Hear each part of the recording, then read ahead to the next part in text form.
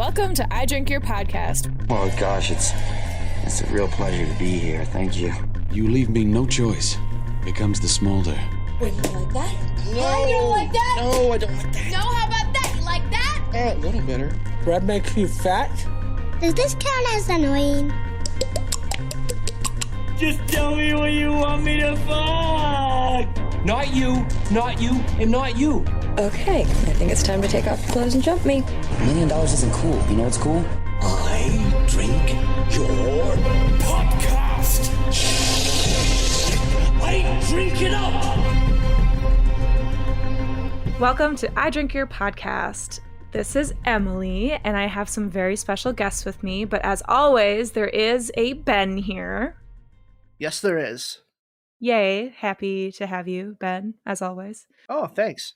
Yeah. But I'm more excited for our favorite people in the world to join us. We have When Cinephiles Attack, we have Ra'Shawn.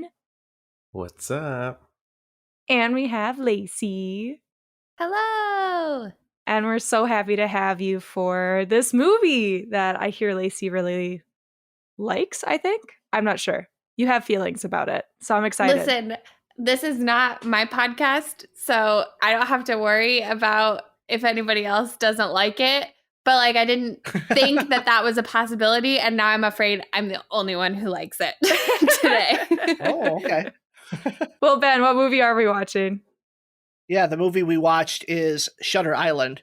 And Shutter Island was free to watch on Netflix till the end of January and is now on no streaming services. So Good really luck. Great timing by us on that one.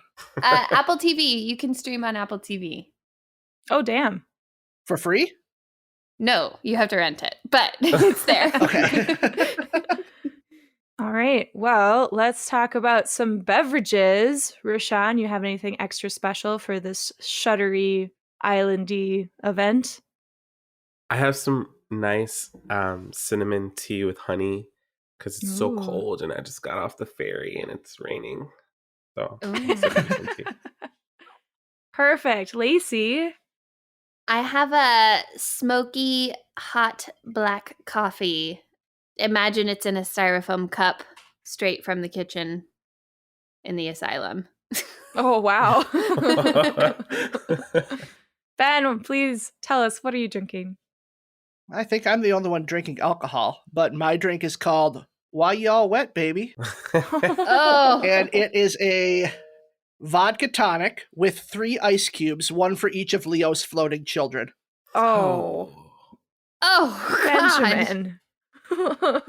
Jumping right in, literally. Oh, That's my right. God. Oh, my God. Okay, well, I decided to go with a brewing dark and stormy. It is, weirdly enough, it's a dark and stormy, but with coffee instead of rum. And so you have a Ooh. tiny bit of coffee with lime and then ginger beer, and it's weirdly good. Very happy about Very it. nice. I know, right? I was like, yeah, concussion, suck it. Well, Lacy, Ra'Shawn, we're so happy to have you guys back with us today. It hasn't been that long since we last saw you. You guys were on for I Am Legend back in November. But Lacy, tell us what's been going on with Cinephiles. What has been going on with us, Ra'Shawn? We just released our favorite movies of 2021 episode, where we each got to pick our top 5 movies of 2021, along with a little fight over who was the best actor and the best actress out of all the movies we saw in 2021. We have a lot planned, hopefully getting you guys back on the pod. We have a couple more of our Versus episodes coming up. If you tuned into our Shakespeare in Love versus Saving Private Ryan, I had a terrible time during that episode, but everyone else seemed to have a great time. So we're going to be throwing in and sprinkling in more episodes like that in the next few months. Awesome. I do have a question, though. Lacy, do you really have a thing for Gollum and the witch from Macbeth?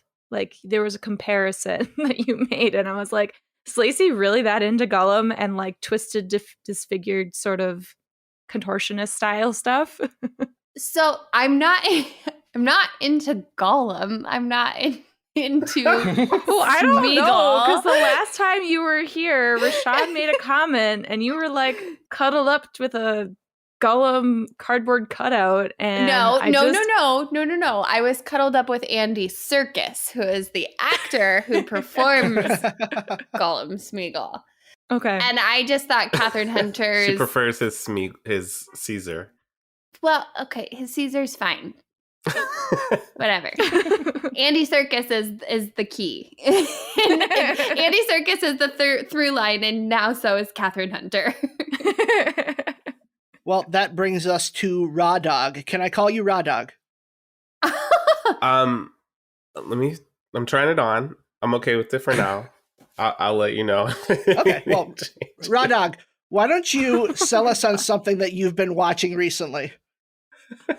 Am I too high to understand like where you're going with this? Ra'Shawn, this is really dangerous for you to give Ben permission to call you this, because you know I'm just going to bring it over to our thread and don't tell use Josh. it every day. Don't tell Josh. That's a bin exclusive. I rewatched Bad Teacher, and I know that this movie is not like heralded as this great movie, but I love Cameron Diaz. I think that's no secret on our pod. Oh. And this is a raunchy comedy about a horrible teacher in an elementary school, and Cameron Diaz is literally just there to win money to get breast implants and marry Justin Timberlake. And I love that movie. I think it's one of Cameron's best performances. It's like one of the few movies that she did before she kind of retired. And I miss Cameron. And this is one of those movies that I can watch and look back on and be like, man, she was so fucking good. It's just like a tour de force comedic performance, and she's incredible in it. The movie's, the movie, but she's great in it. So Bad Teacher, it's on Netflix. It's available. Please go watch it. The only thing I remember about that movie is Justin Timberlake dry humping her doggy style. It does. That does happen. Yeah. Okay. Go for Cameron Diaz. I just love that you suggested this movie to two teachers over here. I know. And I'm like, oh, okay. Is this like something to do with that? Like what? Or is this just guilty pleasure? You guys would be a little closer to the Lucy Punch character, who just hates Cameron Diaz, and she's a lot more straightforward, which is how I imagine. I don't know. You don't know Ben as a teacher. Like maybe I don't know what Cameron Diaz is like in this movie, but she puts on movies every day that have classroom scenes in them. That's definitely me. Oh my God, Ben, that's so you. You don't even know how many times he's put on Mythbusters. Oh. Okay, but Mythbusters is educational. Yeah. And interesting and engaging. Yes. Yep. I think this is not like she puts on Dangerous Minds. Not every day. She puts on like Scream just because there's a school in it at one point. It's just, and she's just passed out hungover on the desk. So I don't think Ben is like that. I don't know. He's been doing this podcast. We'll find out.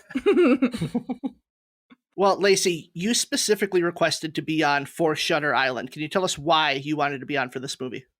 Why wouldn't you want to be on for this movie? Shutter Island is special. It has a special place in my life because my cousin Nikki and I both saw this around the same time, and we were both floored by it. And it's still, yesterday as I was rewatching it for the podcast, she and I were sending voice memos back and forth like, did you ever notice this? Oh my God, look at the way he's looking at Leo right now. It's just, every time I watch this movie, I kind of follow a different actor's performance as I'm watching it. And after you know the big twist in it, to me, it's even more interesting as a writer and as an actor especially to watch this movie. I feel like I catch something new every time. And if you go way, way back in our cinephile log, we did a best performances of the decade. And Leonardo DiCaprio made my list, actually made the whole list. I fought for him in Shutter Island solely based off of his final moment in this film. I think it is absolutely superb, and it's one of those moments that leaves the viewers uncertain and getting to make their own decisions about the film, which is always the best gift, I think, as a viewer. Yeah, we'll definitely talk about that ambiguity. I'm reacting over here because as you're saying that, Lacey, I'm like, oh shit, I think I listened to that episode and I was like, I'm never going to watch Shutter Island, whatever. And so now that kind of explains why I think I wrote my synopsis the way that I did a little bit. Oh God, now I'm scared. Okay. You should be. I know. All right, well, Shutter Island is currently at a 68% on Rotten Tomatoes. It made almost 300 million worldwide, and it's currently number 154 on IMDb's top-rated movies of all time, which is not too shabby. Yeah, which is voted on by the IMDb users. So that is the people who watch the movies that decide what goes on that list. This movie is directed by Martin Scorsese, who around this time was a relatively unknown director with only like 20 feature-length directing credits to his name. The only film of his that really gained much of a following was The Last Temptation of Christ, which was the highest grossing film about Jesus with $33 million until Passion of the Christ just narrowly beat it. Oh my God.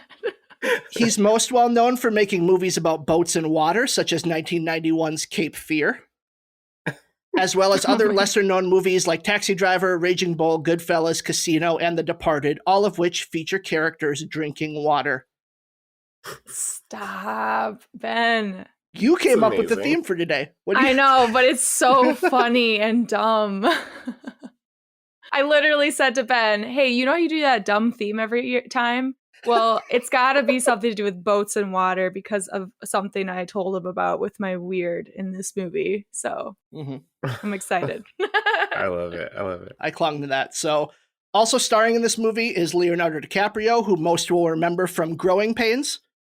He was also in What's Eating Gilbert Grape and other Scorsese movies like Gangs of New York, The Aviator, and The Departed.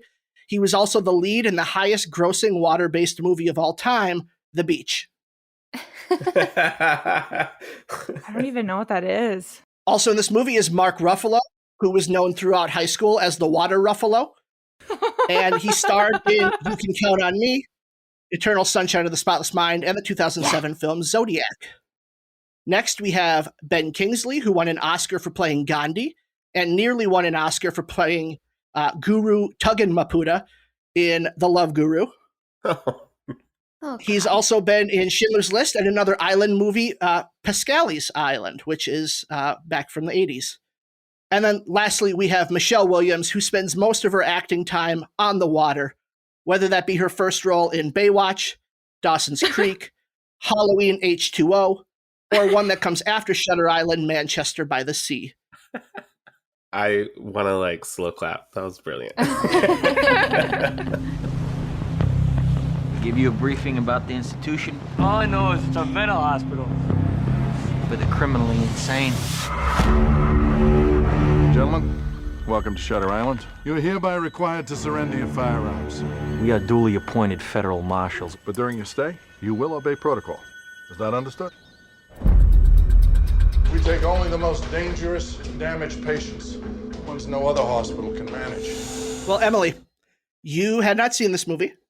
No, I haven't. And I didn't really give you much to work with. No. But what did you think this movie was about?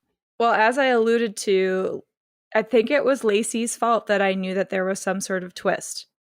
I don't think you say what the twist is when you were talking about that episode, but I distinctly remember, I knew Leonardo DiCaprio was in it, and I knew there was a twist. So this is what I came up with, besides the title, Shutter Island. Leonardo DiCaprio plays a photographer undercover as a wealthy aristocrat on a celebrity tourist island in the 60s. So many famous people visit this island. There are mob bosses, actors and actresses, models, the LA people. So because of this, there's a lot of paparazzi scoping out for the next scandal, right? And Leo makes friends with all these famous people, wooing the women and men alike with his handsome and rich charm, because, that's Leo. And he's also sneaking photos of various misdeeds on the island. But things take a turn when Leo discovers hidden cameras all over the island watching him. Because now it's the Truman Show. Okay. I don't know, man. We talked about how Shudder was not like with D's, but with T's. And I was like, cameras! And I just really went for it. Well, this movie was a little different from that. Not at all. Just a little. Same exact movie. When U.S. Marshal Teddy Daniels, played by Leonardo DiCaprio, arrives at the asylum for the criminally insane on Shutter Island, what starts as a routine investigation quickly takes a sinister turn. As the investigation unfolds and Teddy uncovers more shocking and terrifying truths about the island, he learns there are some places that never let you go. Dun, dun, dun. Ra'Shawn, I gotta know, just generally, what do you think of this movie and Scorsese? I feel like you know a lot about Scorsese, because I don't know shit. Scorsese is an all-timer. I mean, he's probably the greatest living director. That's too bold a statement. Take it back. I don't know. I don't like it. I'm shocked you just said that. You know. Told Josh Spielberg, saying Spielberg was the best director of alive was too big of a statement. I know. There's the distinction was of all time, and I think Scorsese living is a master. There, I'll say that. That's a little less final. I've seen most of his films. I love most of his films. I like the softer ones, like Age of Innocence, because it has Michelle Pfeiffer, and Alice Doesn't Live Here Anymore. But Shutter Island, Lacey's like seething in her square right now. Yeah, you all asked me why I requested to be on this episode, and honestly, I want to know why Ra'Shawn is here. Why? Because when I saw the list and I was like, okay, choosing one for Lacey, one for me, blah, blah, blah, chose Shutter Island. And I was like, yeah, I'll go on with Lace because I'll give her back up. And I love Shutter Island. Kind of just referencing the theatrical experience I had when I saw it the first time. And you're kind of just bowled over and the twist is a lot. And then you're like, oh, the ending. A good ending will really make you forget everything. You know what I mean?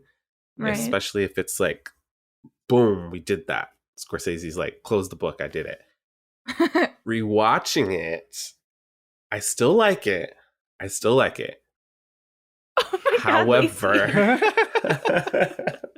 I just don't know if it rewards rewatching. I know that the twist is airtight because you can kind of try to poke holes in anything and you're like, nope, he's prepared. He's got that. Watch the corner of the frame. All the plot kind of makes sense. But by the time you get to the lighthouse and they're just explaining shit away and I'm just like, I don't know if I'm enjoying myself.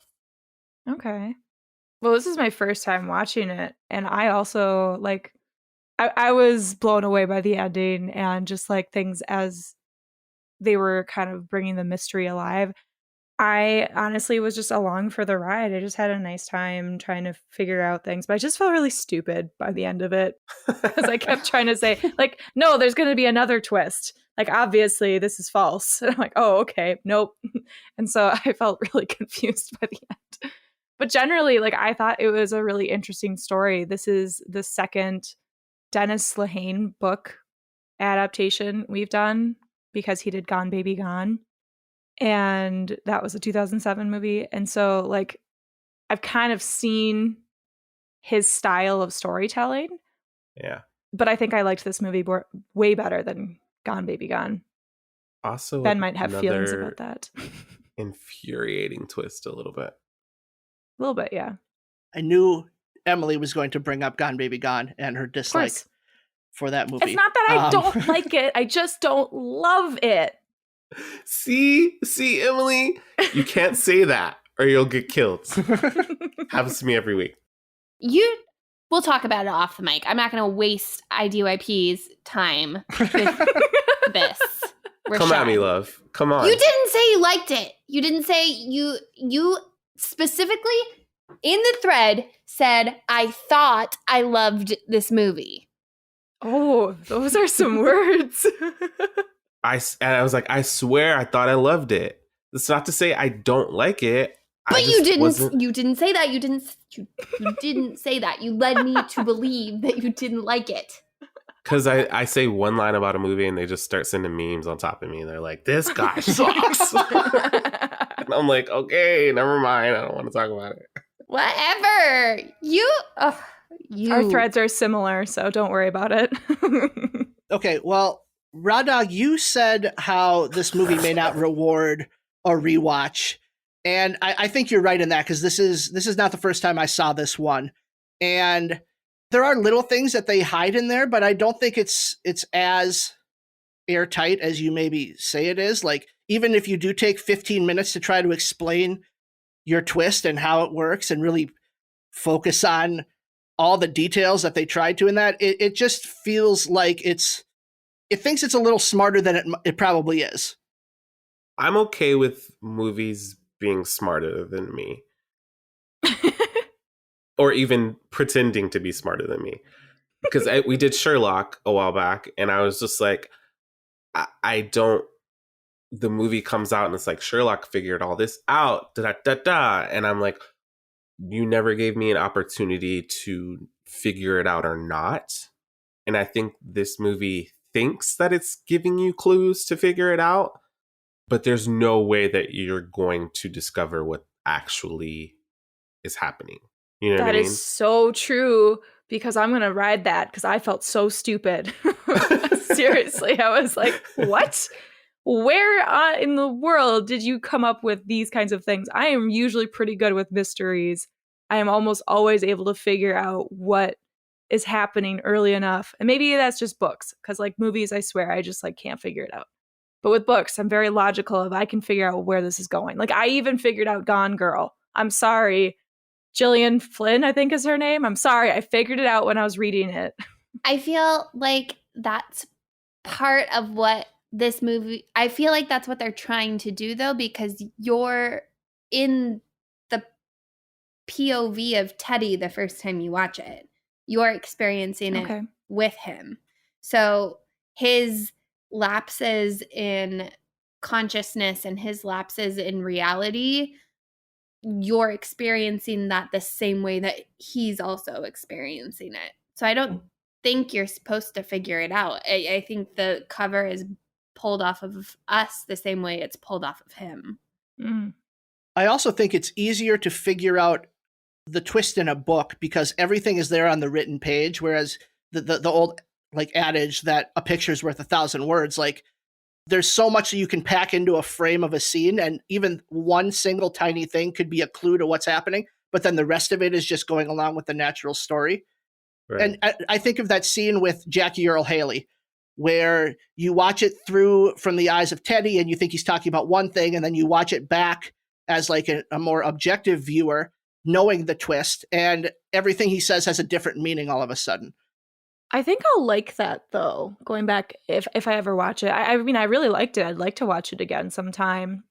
But I think I will feel like there are a lot of layers to peel back. And just like Lacy, you were talking about, you now see it with different perspectives of the different characters. I was even thinking like the patients in the mental hospital, like how they were even interacting with someone that maybe they actually knew and maybe they were in on it, or were these actually patients? It adds a lot more depth and questions that I guess I wasn't really thinking about before until Lacy and Ra'Shawn, you kind of were talking about the different perspectives.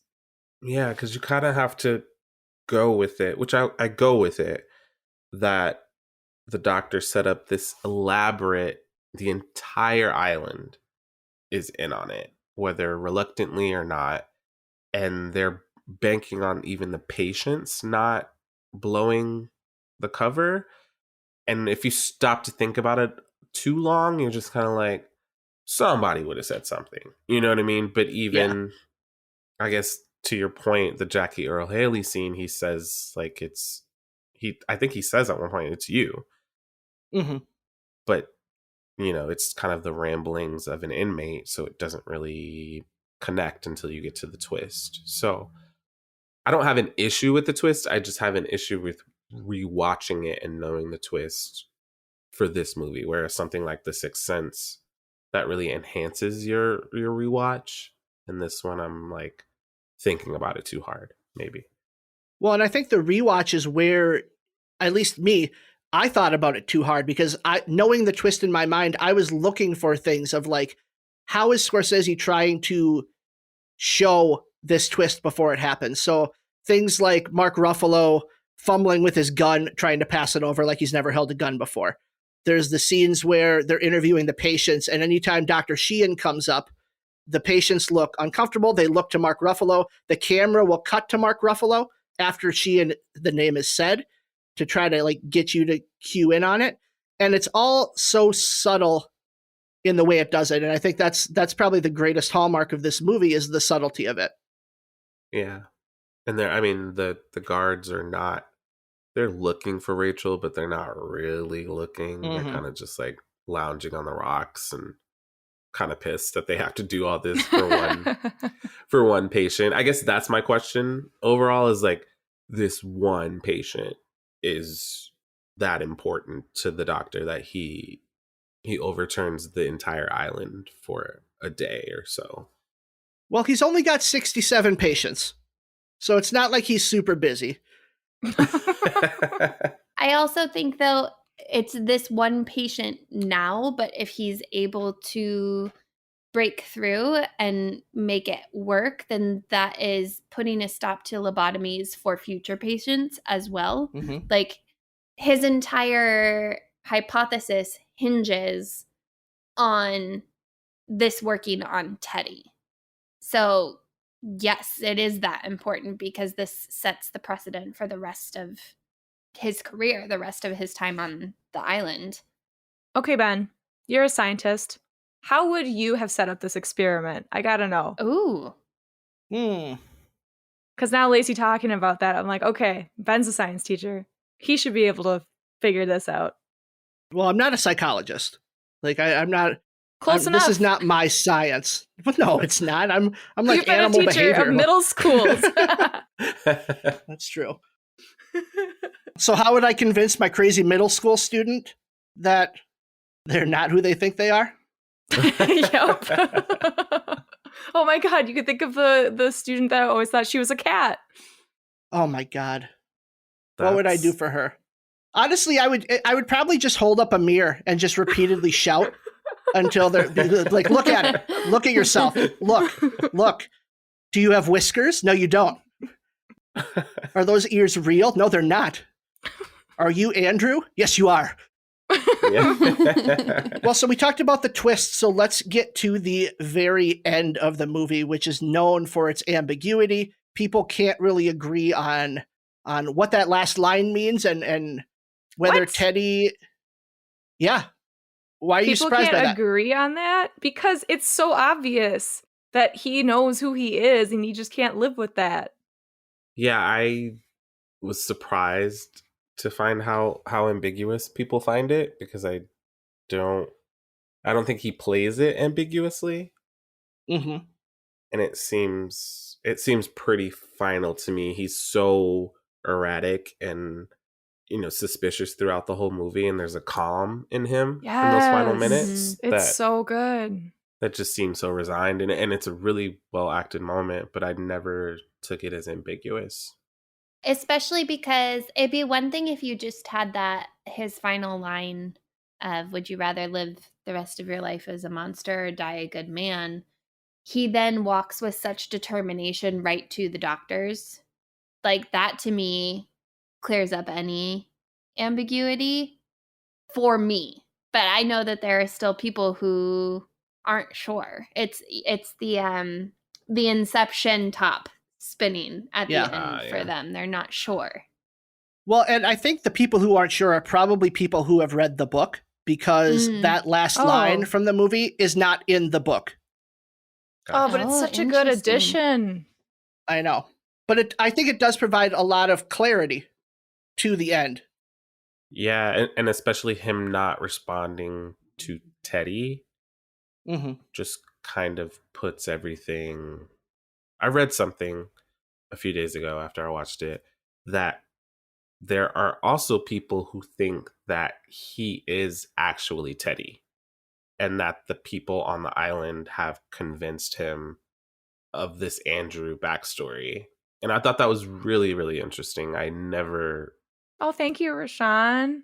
Because that was totally what I thought. I was waiting for the second twist. I was like, obviously he's really Teddy. They're just screwing with his head to keep him there forever.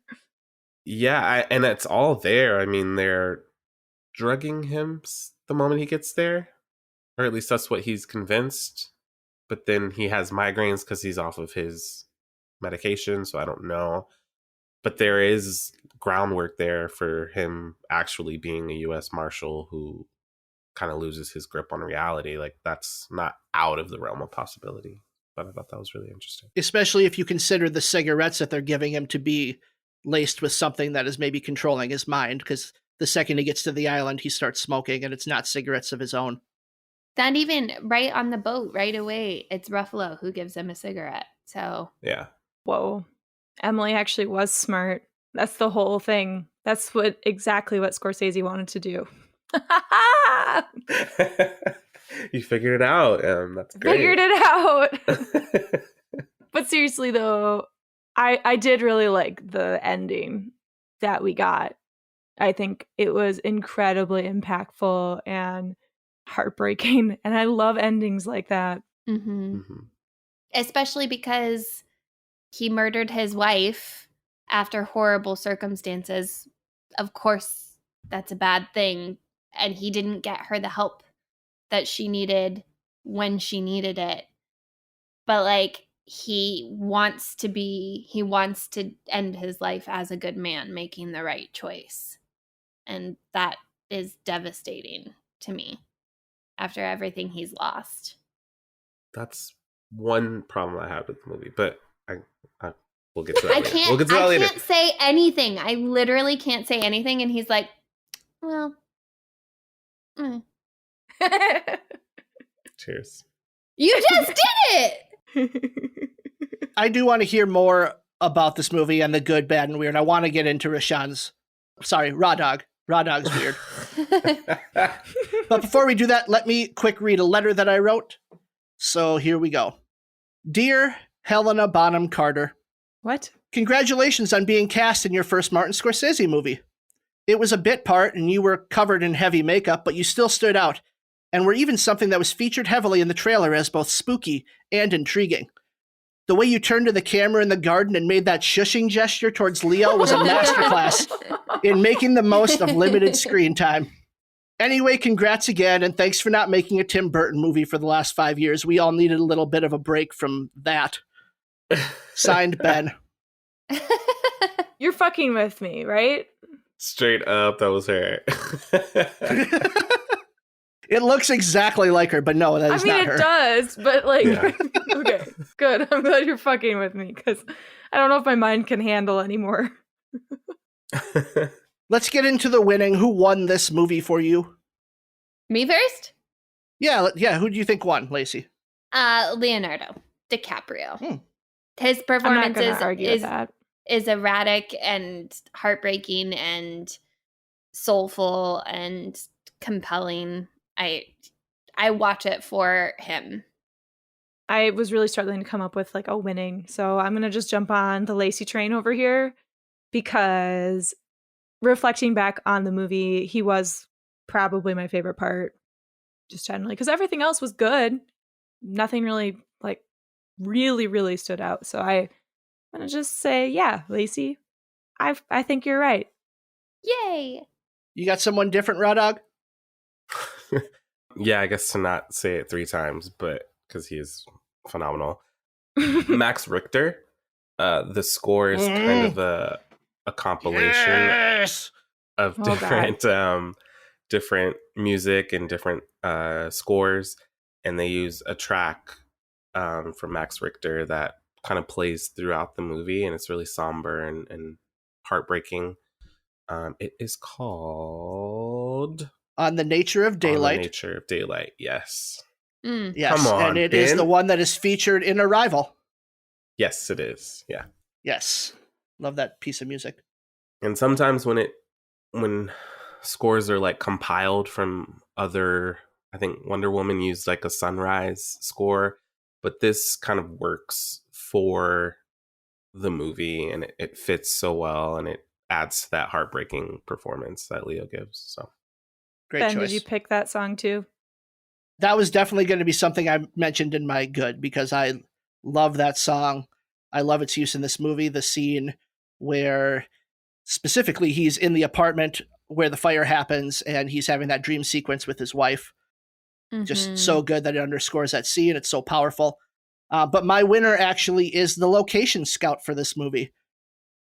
Because the island itself is just such a character in this, and the way that the location scout found all these spots that felt like they could have been on the same island to create this cohesive look is just so cool and impressive. Like, you got the shore, the cave, the mental hospital, the graveyard, the lighthouse. They're all perfectly chosen. So not a person who usually gets shouted out a lot, but way to go, location scout. Yeah, absolutely. Ben, since you brought it up, the first thing that I wrote down for my good is the dream sequence, specifically the one that you mentioned. I mean, I loved all the dream sequences. I felt like they were really nice juxtaposed with what reality, or Leo's reality at this point. But I love that first one with the ash falling and just the visuals of everything being so vibrant, but in like a weird 50s housewife twist. You know, it was just creepy, but also beautiful. And I liked how the editing was really interesting, where they would like cut in different ways that didn't always make sense, where they'd cut to like her face angled in a weird spot when she was talking normally, but then it looked like she wasn't talking. I loved the one with Emily Mortimer with the blood like all over her. Those dream sequences were so interesting to me. And even just cutting back to Dachau, it was hard to watch, but those were some of my favorite parts. Yeah, the way that Scorsese made both the flashbacks and the dream sequences and kind of shot them in the same way, that where they got like this dreamy, whimsical feel to them with the papers falling in Dachau versus the ash falling at the apartment. Like, he's clearly trying to keep you unsettled on whether you're seeing a flashback or a dream sequence. And I just think it makes the scenes far more compelling doing it that way. I want to shout out all of the smaller one-scene wonders. My hands down, my favorite is Patricia Clarkson. Oh, she's so good. That she is scene a queen. Is like the movie to me. I love that. I love that scene. Elias Koteas, Robin Bartlett, they all just kind of pop into the movie at one point opposite Leo, and they're all just so good. And the movie doesn't necessarily hinge on their performance, but they enhance the mystery and they enhance the movie. Elias also almost has this like Cape Fear De Niro thing going on, and it's really creepy and really good.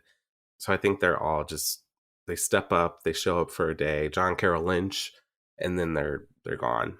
But it all works to make it such a cohesive ensemble.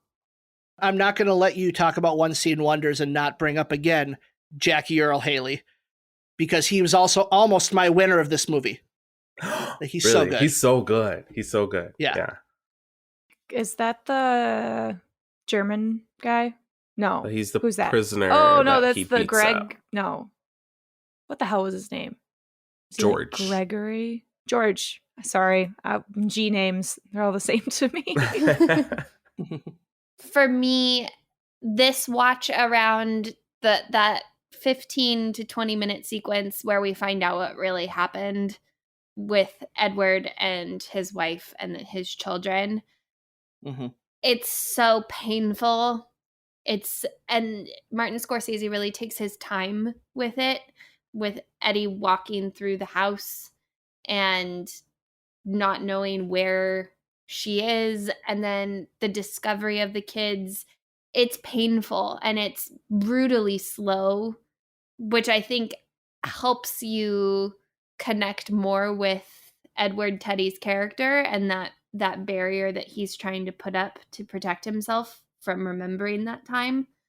It just like it always is very hard to watch, but it was exceptionally hard to watch this time around. It was just it's heartbreaking. Yeah. Ra'Shawn, you called out all the small roles. I just wanted to kind of double down and call out all of the female roles in this movie. Like, I know that it was very male heavy because it's the 50s and we have 3 very important male leads. But I felt like Michelle Williams played a disturbing but beautiful portrayal of a woman that really needed a ton of help. Again, Emily Mortimer, fuck, that was creepy. Just some nurse pretending to be someone, but it wasn't done in a way that was like disrespectful. I don't know. Like, I've been in a play where I had to play someone with some severe mental health, and like I thought this doll was my son that had died from yellow fever or something. But it was done with a care and a thoughtfulness behind it.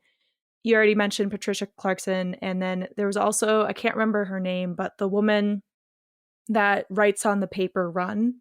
Mm-hmm. Mm-hmm. That's Robin Bartlett. I thought, yeah, thank you. She, again, like the women in this and Helena Bonham Carter look alike. Yeah. You know, they were some of the best parts for me in this movie that stood out beyond like Mark Ruffalo and Ben Kingsley. You know, I thought that they did good, but these women were just so strong. And they're not, which would be very easy to do, as we've seen in some other 50s realms movies, of them just being kind of placeholders and background. Zodiac. Like, look, we have women in the movie. They have. Don't do this. Don't do this. I loved Emily. it. We're not here to talk about Zodiac. But they have not just interesting and compelling characters, but the plot hinges on these women and the stories that they're telling to Edward and Teddy and their relationship to Edward and Teddy. So they're vital to telling the story. I just want to rapid fire a few little things that I just really liked that happened in the movie. I love the recreation of what it feels like to have a migraine. I thought that was really well done. The way the ink ran in his notebook when the rain hit it, I thought that was such a cool little shot. And the effect of his wife turning to ash in his hands for 2010, I thought that CGI was really good. It was so cool. Can I say one more thing that I really loved? No. Yes, please. in those dream sequences with Michelle Williams, and as the movie continues on, you know, the story is that she was burned alive in the apartment. But in those scenes, she progressively gets wetter and wetter and wetter. The longer that she's around Teddy Edward, the more damp she becomes physically. And that, to me, just like, it shows the cracks in Teddy Edward's mental state. And it's confusing the first time you watch it, because you're like, why is she getting wet? Why is she bleeding in her stomach? Right. Why y'all wet, baby? And that line is just I agree. Shivers every time. So I texted Ben when Ben Kingsley says it in the movie, and I legit was like, fuck, that line just completely blew me out of every prediction of where I thought this movie was going to go. It just completely destroyed anything that I was trying to put together in my mind. Like, what is this line? What is going to happen? I also noticed on this watch through, I'm sorry, I'm just on a roll of talking about all the things I love. But the first thing, I wrote it down. The first line of the movie, Teddy is on the boat and he's sick. And the first line is, "That's a lot of water." And then one of his, right after that, next lines is, "I just can't stomach the water." And as a first-time viewer, you're like, oh, he's seasick. Yeah, obviously, there's a storm coming. It's the waves. They're on a boat to an island. But then knowing what happens, it's like, oh, yeah, clearly he can't handle being around the water. That's how his children died. Well, let's give Raw Dog an opportunity here to really dig into Lacy. So, what are some bad? Give it to us. It's not that bad. I do think the actresses transcend the material a little bit, because I do think there was a period around this time where it was like Leo had dead wives in like 3 or 4 different movies. And I think it's like Inception, Revolutionary Road, and Shutter Island, where I think Dolores's mental health, it's handled in a delicate way, but I do think it's almost used as like a plot twist, where she's kind of this apparition throughout the movie, and then the twist is that no, she was unstable and she did this horrible thing.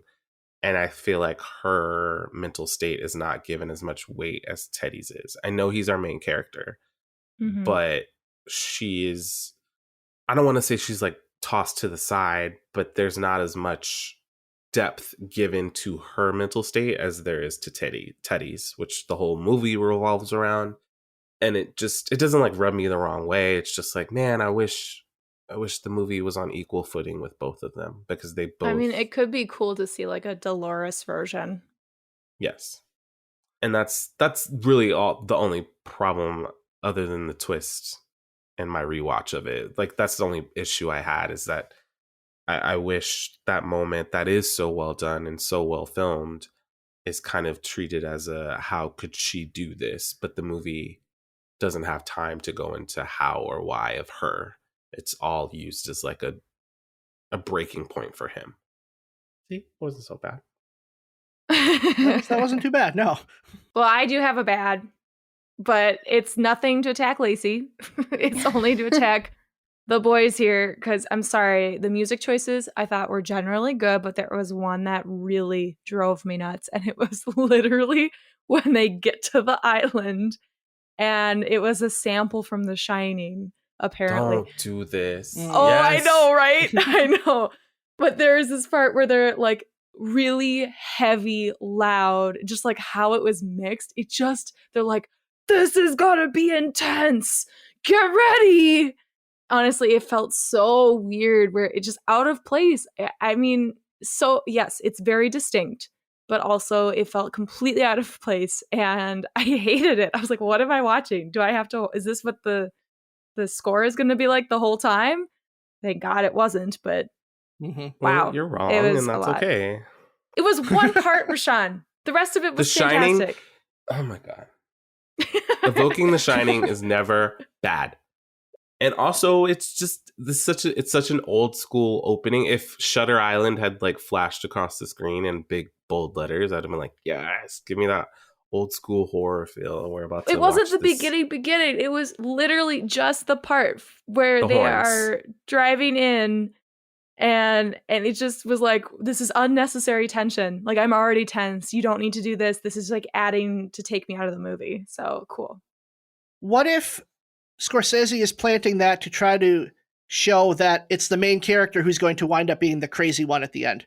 Like, what if it's just another clue to where this movie's going by drawing that comparison to The Shining? I hate that. Well, Emily, let me tell you something I hate. Uh-oh. You're telling me that Andrew took the time to create exact anagram names for both himself and his wife?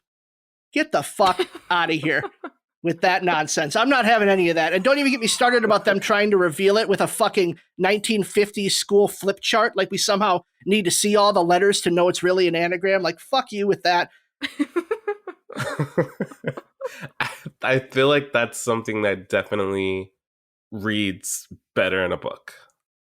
Yep. It's one of those things that you're like, oh, you've been seeing this name for like 300, 400 pages, and then you didn't realize it was an anagram. I buy it. That's something they probably could have gotten rid of for the movie. I feel like they probably didn't need that to still make it impactful, but I would have found it delightful in a book. I've been like, yeah. Oh. And Harry Potter did it better. Lacy, I know you got some bad. Like you love this movie, but come on, give us something that you didn't like about this movie. What? I just didn't think you had anything. I don't, and I feel this way every time. I don't love the scene in cell block C, like in the jail cells. It all drags on a little too long for me. With them walking through and trying to find Andrew, quote unquote. Yeah. I think the scene with George is really well done, but I think it takes a little too long to get there and then a little too long to get out. That kind of leads into my weird. Yeah, let's hear it. Well, I was trying to figure out, just reflecting back on this, what was planned and what wasn't. And I felt like there was a part of it where they didn't plan the storm, but maybe they planned like the power outage for the Ward C and all these people escaping. And I don't know, it just seemed really weird to try to plan something like that. But at the same time, I kept questioning it. And so I was thinking about that right at the end the whole time, instead of like paying attention to like the big reveal. The storm was so over the top looking too that I almost thought that they were recreating the storm on this watch. Really? Like, how are they manipulating the weather like this? What are you guys doing? How? Well, maybe it was just like the room that Teddy was in. They were just like making all sorts of things, and then they went into Disneyland sort of setup while that was happening. This is not bad. This is weird for sure. But he is your most unstable, violent patient, and you're just letting him do fucking dinner mystery theater around your whole island. It's just it's a stretch, but I get it. Like, he's the most lost, so if you're able to bring him back, like Lacy said, the theory works. But I'm like, you had to get your craziest one? Like, that's a gamble. And with his psychiatrist is his only chaperone that whole time. You know, even the guards kind of don't follow him the whole time. The guards get beat up. The guards get hurt. They get beat up, yeah. And I'm just like, everyone's afraid of him. Everyone's either afraid of him or they don't like him. But you're hinging your entire thesis on this guy.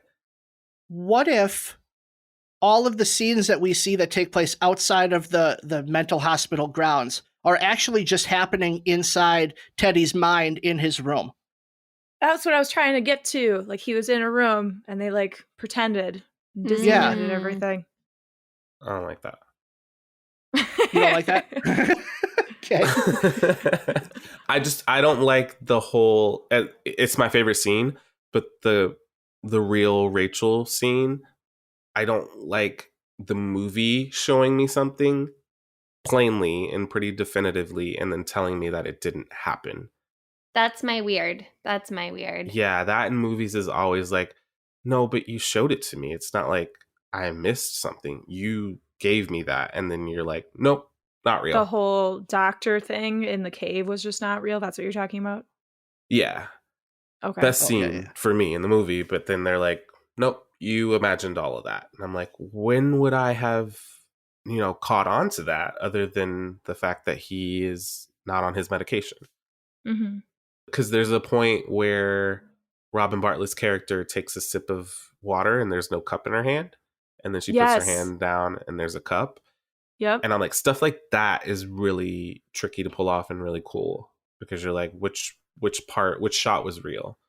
Mm-hmm. But just a whole sequence. And you're like, nah, he imagined that. I can't dig it. Yeah, that was hard to accept for me too, because I know like when I am dreaming in general, you usually have an idea of a person, of who that person is, whether even if it doesn't look like that person, it's this person. And so like everything that he dreamed or imagined or had flashbacks to all had some sort of connection to him. Uh-huh. But having a Dr. Rachel Solando suddenly appear with a face that was not recognizable in any way, shape, or form, it was just like completely appeared in his imagination, rather than having a little bit more of a connection than an anagram and his daughter's name. It just seemed so out there. Unless she's real and that people are like, he's actually Teddy. Whatever theory you have, that scene can push you in that direction because you're like, well, you can't have imagined her. She's real. He's actually Teddy. They're playing him, or he imagined it. You know? One of the scenes at the concentration camp where they line up all the Nazi soldiers along the wall and shoot them. Despite the soldiers randomly opening fire at the same time, we're given a pan from end to end where they're almost like dropping as if they're doing the wave. It took me right out of the movie because I'm like, why are you guys falling in order like that? Like guns fires just randomly popped out. Like why is the guy in the end safe and the guy on the other end's not? It just doesn't make sense to me. There was also a background actor that was fully smiling when they fell. Like face to the camera on the ground, like shit-eating grin on his face. Wow. I did have one more weird. As soon as this movie opened with Leo on a boat, I immediately went, this is just after the Titanic. Okay, so this is Jack, right? And that for a while I was sitting there not paying attention to things and I was just trying to figure out like how that would work. Well, let's put a cork in this thing. So, Lacey, give us your final thoughts on Shutter Island. Every time I watch it, I'm pleasantly surprised by the way Martin Scorsese, Leonardo DiCaprio, Mark Ruffalo, and Ben Kingsley tell the story to me in a new way, the same way they tell it to Teddy for the second time. Ra'Shawn? This, for me, is one of Scorsese's underrated hits, I think, even though financially it was a hit. And I think the acting is superb, the filmmaking is superb, even if the story leaves me a little muddled by the end. Emily? I'm really happy I got to watch this for the first time and experience the twist that wasn't really spoiled to me, even though I knew there was supposed to be a twist. I'm kind of excited to rewatch it, even though it may not have the best rewatching potential.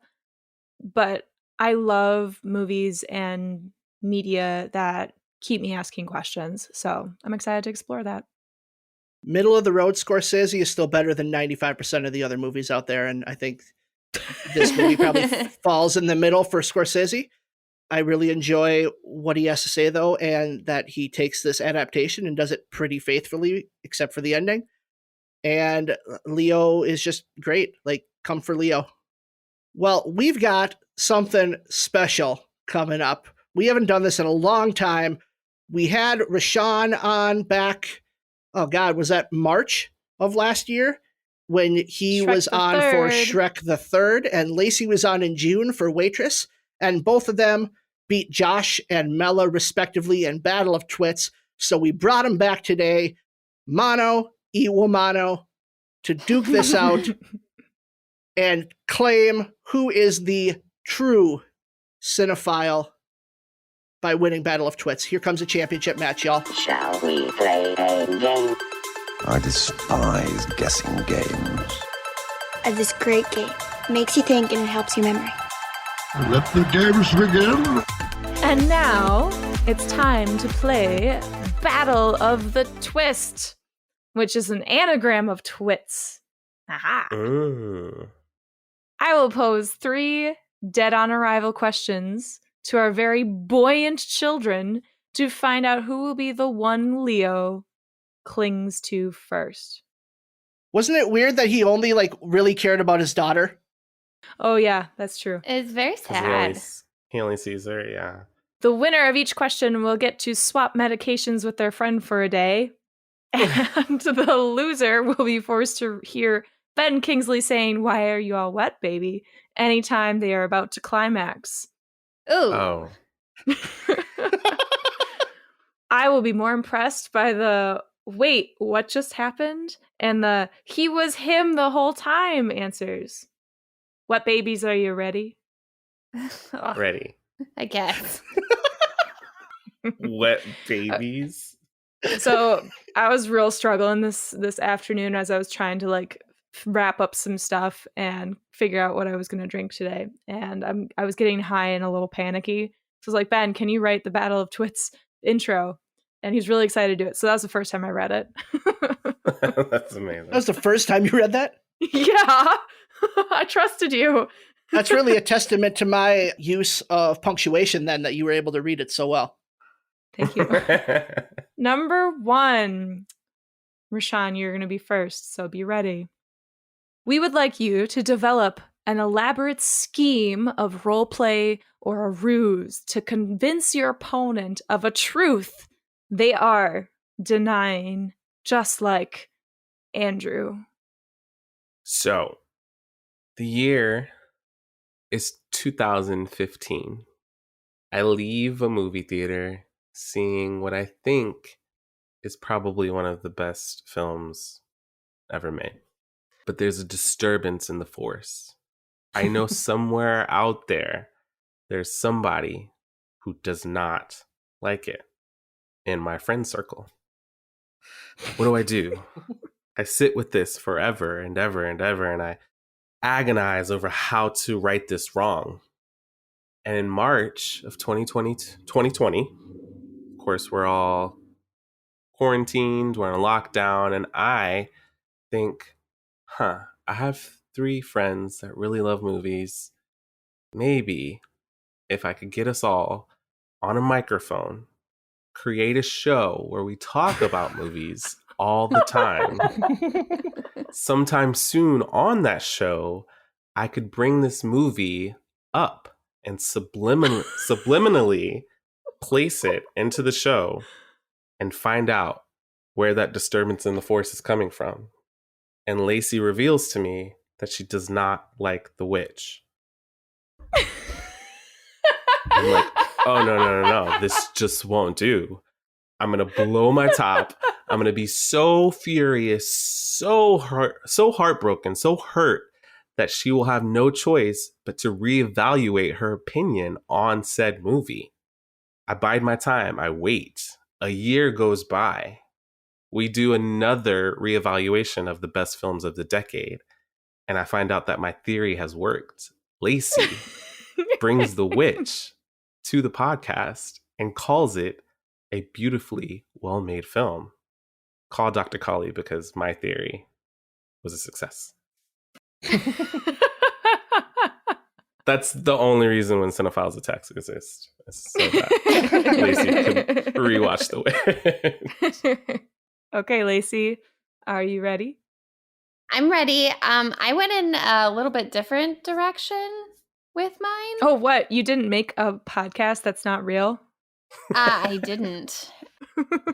I'm actually here today to talk about my dearly departed friend, Ra'Shawn Durrell.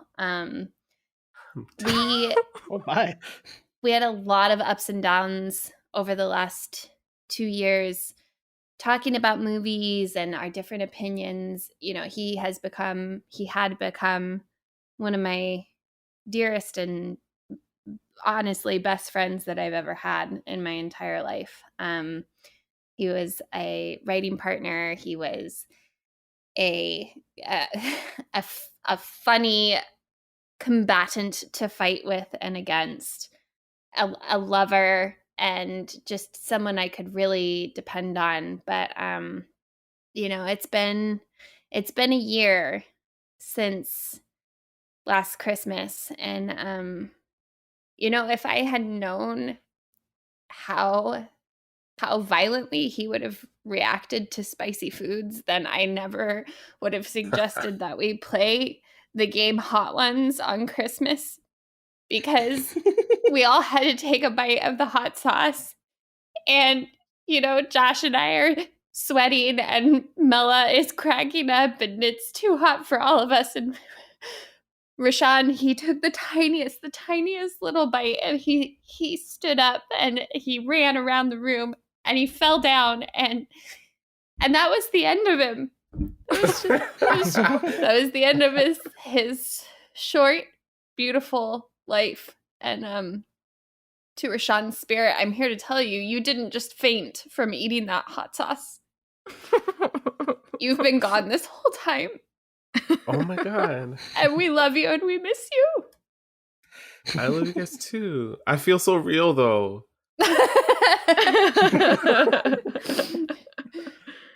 You're not. You've been going through the motions. Fuck you guys. I missed my own funeral. When was it? Well, Lacy, you got a good eulogy for Ra'Shawn. Yikes. How's that make you feel, Ra'Shawn? A little powerful. Yeah. Number 2. As I said earlier, one of my absolute favorite lines that just took me out of the movie in the best way possible was Ben Kingsley saying, "Why y'all wet, baby?" Oh, still so weird. We are going to improvise 3 lines back and forth. Be ready. Lacy, you'll be first. Great. We're just going to go back and forth 3 times. You can do this. Improvise 3 lines that Ben Kingsley said as Teddy walked in that were the rejected lines. There's multiple takes. Ben Kingsley is known for being an improv actor. What were the other one-liners he had when Teddy walked in? What happened to your pants, baby? Daddy's home. Oh. I said shaken, not stirred. Close the door and sit down.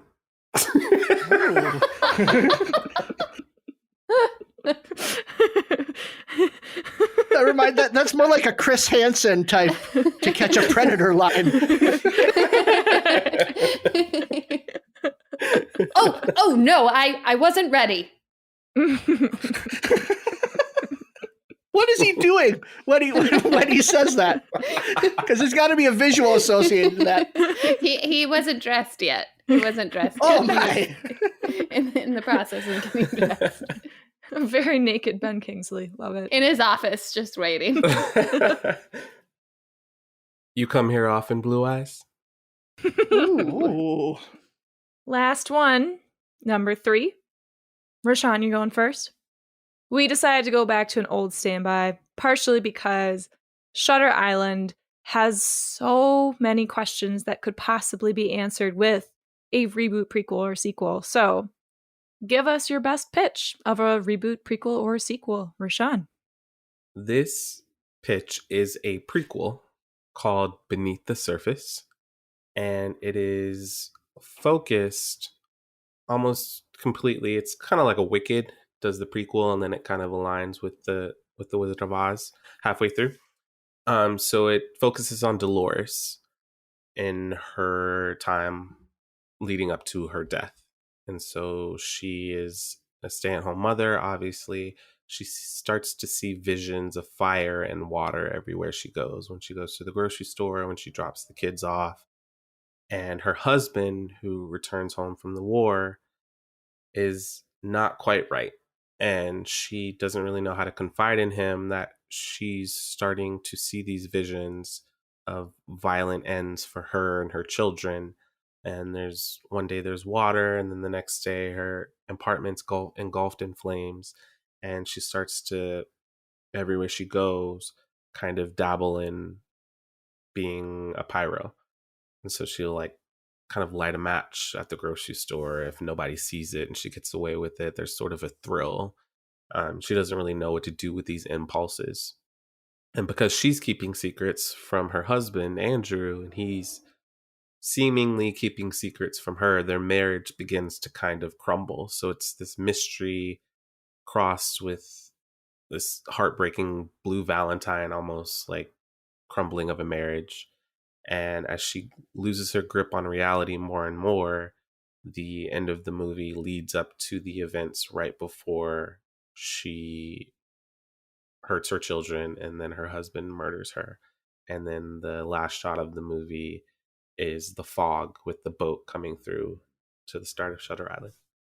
We just did Blue Valentine last week, so I know what you're talking about. I love that movie so much.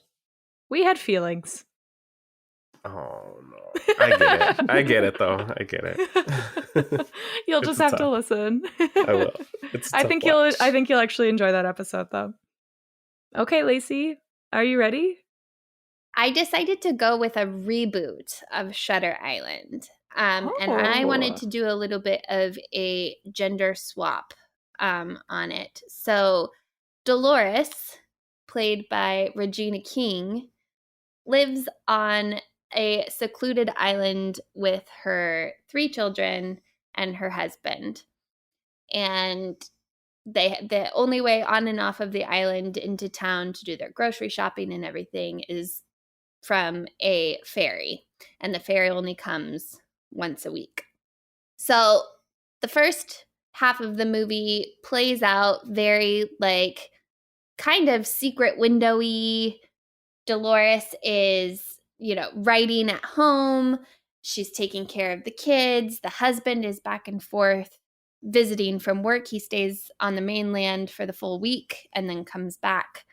And when he's back on the weekends, Dolores goes and does all of the errands and the shopping. And we see little cracks in her armor with the same kind of visions that Leo has in Shutter Island of seeing her daughter completely wet and submerged, seeing her husband in different violent or distressing poses and costuming when he arrives back from work.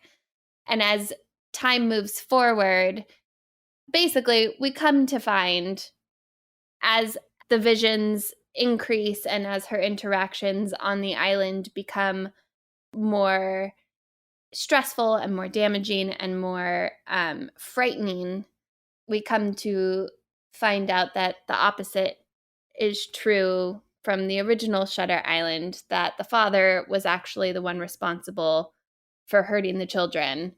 Regina was off working during the week. The roles were reversed. She was the corporate head who was gone for weeks at a time. The husband was the stay-at-home caregiver. And when she came back, all 3 children were dead, and she found her husband had also hurt himself. And so she found all 4 bodies a week later and never left the island again. Oh, God. Okay. I don't know how to handle all of this darkness right now. So my idea was a porn parody. Would that be a reboot, prequel, or sequel? Reboot. That's a reboot? Yeah, because I wanted to know about Patient 69. Oh. No. And it's an all-girl cast called Slutter Island. Sounds like a movie on 30 Rock. Yes.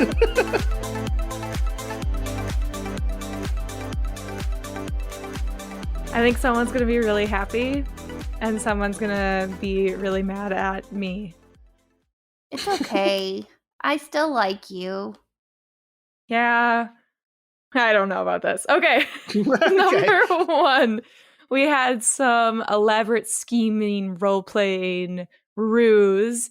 Ra'Shawn, you decided to say When Cinephiles Attack is a complete made-up ruse to convince Lacey that she needs to watch The Witch again, which I think is so funny because I literally knew where you were going with this. I was like, oh my God, this is so good. I thought it was going to be Bride of Chucky. I thought he was going to try to convince me I liked Bride of Chucky. No, that's never going to happen. And then Lacey, you convincing Ra'Shawn he's actually dead from just, I'm assuming, a real moment. Yes. So funny. And I loved your real crying because you were 100% crying. It really was. It was beautiful. Now, we decided that we're going to go with Ra'Shawn on this one, even though we loved Lacey's. They were both really fun. But Ra'Shawn, having your whole podcast be a ruse just was perfection. Because weirdly enough, it seemed like something you would actually do. Yeah. We were like, yeah, that's believable. He's crazy enough to do that, yeah. Okay, and number 2, we asked you to improvise a few lines Ben Kingsley used instead of the "Why are y'all wet, baby?" And we giggled and loved all of them, especially Daddy's Home, which could work on so many levels. But in addition with the gestures and just the combination of the 3 lines, Lacy, "What happened to your pants, baby?" and "Oh no, I wasn't ready" were golden. So we're going to go with Lacy on this one. Yay, thanks. And now we're tied. And we're into the reboot, prequel, sequel, which we both loved that you went with a focus on a strong female lead to see some of the more details of mental health with the women in the stories, or in a Regina King version of Leo. And they were both so good, and they were both exactly what I wanted to see in addition to Shutter Island, just to kind of add. Even though we love them both, there was the tiniest kind of silly, well, I don't think it's silly, it's just like the tiniest thing that just made us go, yeah, this makes this so good. And that was the addition of Regina King. Oh, I'm shocked. Yeah, I know. As soon as you said that and set it up, we were so in. If you hadn't put an actress to tie it in, I think Ra'Shawn would have easily won. But having that little detail, even though we loved Michelle Williams, and that would have been such a beautiful story to watch, and just how it connects to Shutter Island, Regina King won us over. That made us really fascinated by this kind of reboot, sequel-y kind of mashup. Yay! So congratulations, Lacy. Congratulations. Thanks. Is this like the first time you've won something? In a long time. Ever in my life. It's the only time it's really mattered, because it's been about Shutter Island, so. Well, Lacy, not Josh. Lacy Ra'Dog. Oh my God.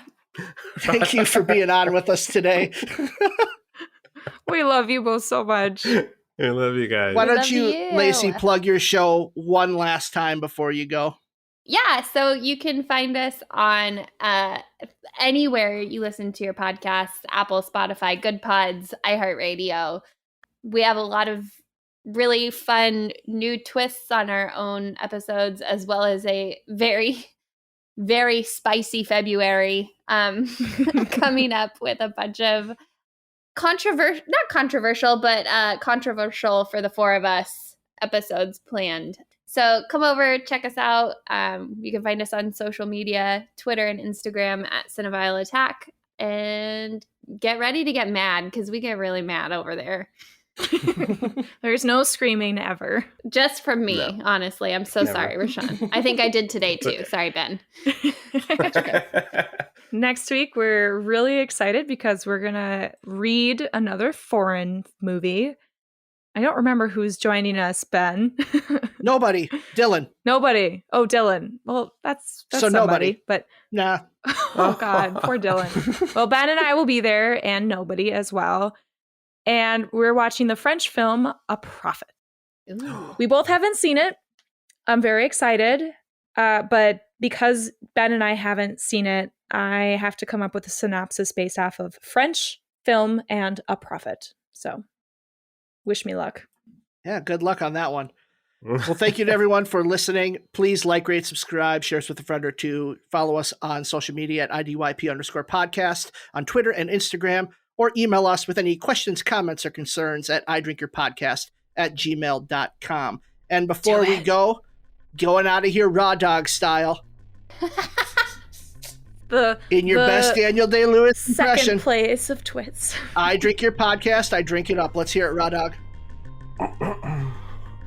I drink your podcast. I drink it up. Oh, that was beautiful. That was very good. Yeah. Don't hide. That was great. I want to make that my ringtone. Well, thank you everybody for listening. Bye. Thank you. Thank you. Bye.